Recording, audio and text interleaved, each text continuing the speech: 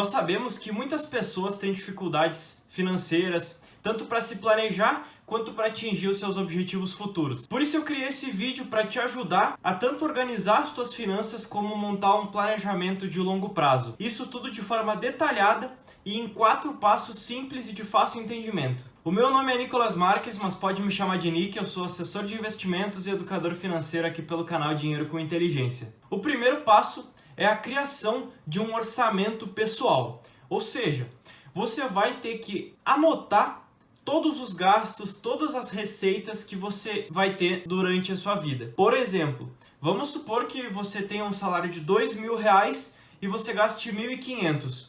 Muitas pessoas só têm essa informação, mas o que precisa ser feito de fato? R$2.000 vai entrar com o teu trabalho, com a tua remuneração, e vai saindo aos poucos, ou seja, você foi na padaria alguma vez, comprou um chiclete, comprou um café, deu um presente, talvez foi sair com os amigos, enfim, tem várias coisas que podem ser gastos. E você tem que ter tudo isso anotado de forma bem explicada para você saber exatamente de onde que está saindo o dinheiro e também de onde que está entrando se você tiver mais do que uma fonte de renda. Isso tudo vai fazer você ter uma visão clara do seu orçamento pessoal e vai ficar tudo muito mais claro na tua mente para poder se organizar para algum objetivo futuro. Eu vou botar aqui um print na tela de uma pessoa que eu ajudo para vocês terem uma noção de como ela faz. Tá aqui, ela organizou de fato todos os gastos que ela teve no mês. Obviamente é um gasto pequeno, não levem em conta o valor, mas sim a forma de organização. E como que ela faz isso? Nas notas do celular. Ela abre notas no celular e toda vez que tem um gasto, ela anota ali. E ela é 100% regrada nisso.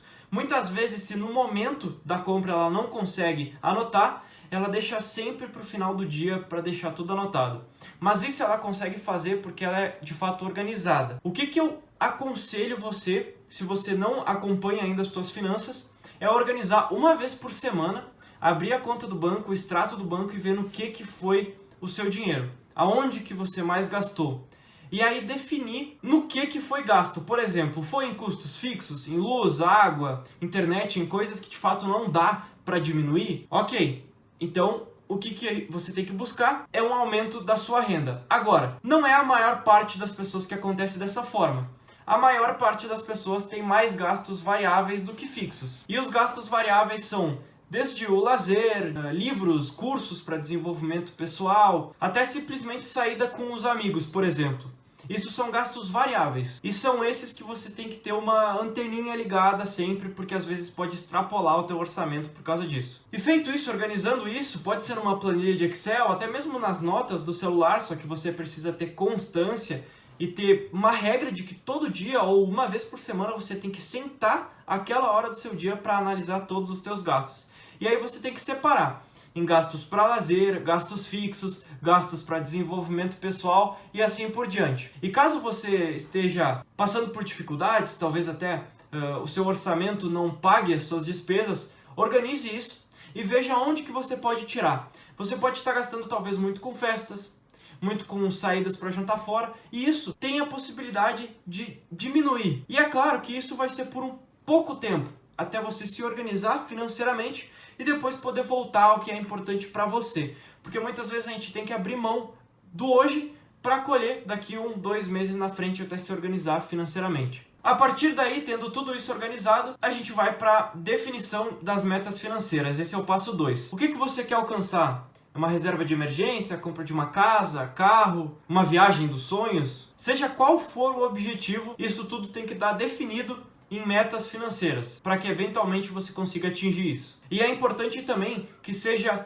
realista e alcançável. Não adianta você botar como meta financeira que você quer ser bilionário. Tem que colocar uma meta financeira que pode ser possível para o teu momento de vida. Essa é a parte mais fácil, na verdade, de organização de um planejamento pessoal. Então a gente já vai para o terceiro passo, que tendo essas metas prontas, a gente faz um planejamento para ação.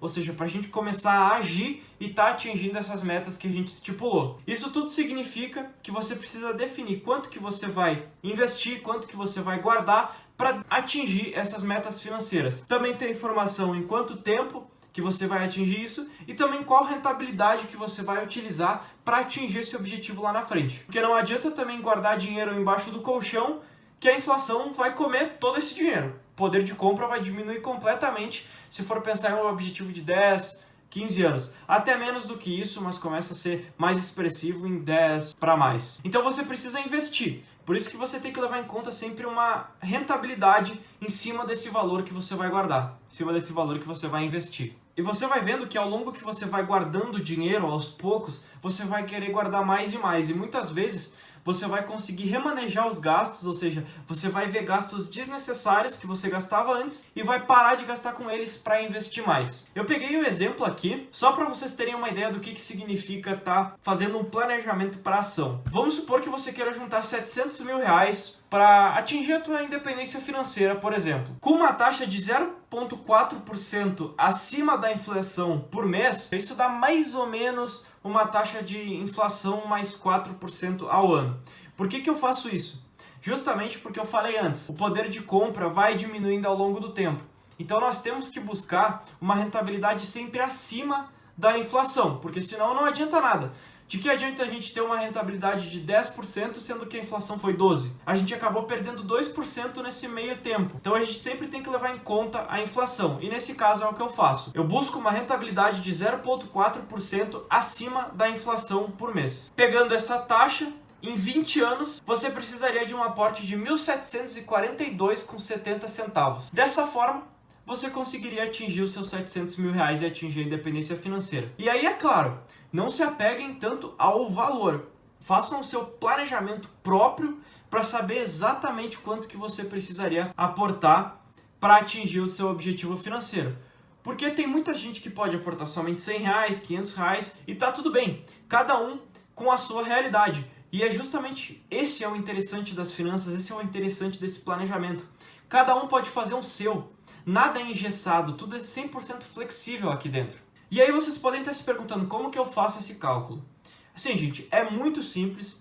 Na internet, no Google mesmo, você pode pesquisar quanto precisa aportar para atingir R$ 1 milhão em 15 anos.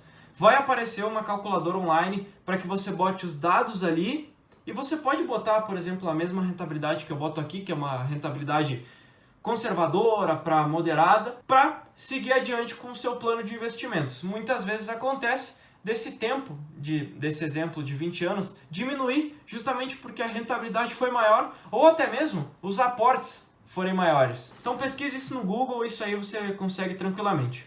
E agora a gente vai para o quarto passo, mas antes de eu ir para esse passo, que é o mais importante de todos, eu peço que você deixe seu like, se inscreva no canal e ative o sininho para receber todas as notificações de vídeos, que vai me ajudar bastante a chegar a mais pessoas e cada vez eu ampliar mais o meu canal e estar ajudando mais a espalhar essa educação financeira que o Brasil tanto precisa. Então vamos lá, para o quarto passo, é importante você acompanhar e também fazer ajustes ao seu planejamento. Porque como eu disse, esse planejamento ele não é engessado, ele não é rígido.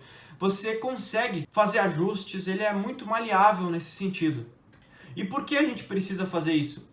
Porque a vida, ela é imprevisível. A gente não sabe o que vai acontecer, mas todos os imprevistos são previstos, desde que a gente se organize, desde o dia 1 até o nosso objetivo. Tendo tudo isso organizado, vão ter imprevistos no meio, só que a gente vai poder se organizar para, por exemplo, você precisa sacar 50 mil reais de uma vez só. Então a gente vai refazer o planejamento para que você atinja esse objetivo tranquilamente, mesmo tendo esse contraponto no meio do caminho. Geralmente eu faço isso no dia do meu aniversário, justamente porque pode ser que seja preciso também mudar uma parte da minha carteira de investimentos. Então se eu fizer isso em janeiro, por exemplo, em que todo mundo faz, pode ser que eu pegue preços ruins, pode ser que eu pegue um momento de mercado ruim. Então eu prefiro fazer no meu aniversário para que fique tranquilo, sem estresse e eu siga em frente com o meu planejamento. E lembrando também que nem sempre precisa fazer ajustes. Pode ser que você precise só olhar e acompanhar ele. Tá tudo certo? Fechou a planilha e segue em frente por mais um ano. De novo, não se esquece de deixar o like, se inscrever no canal, ativar o sininho e compartilhar esse vídeo. E obrigado para você que ficou até aqui. Eu sou o Nick Marques e nos vemos nos próximos vídeos. Um abraço.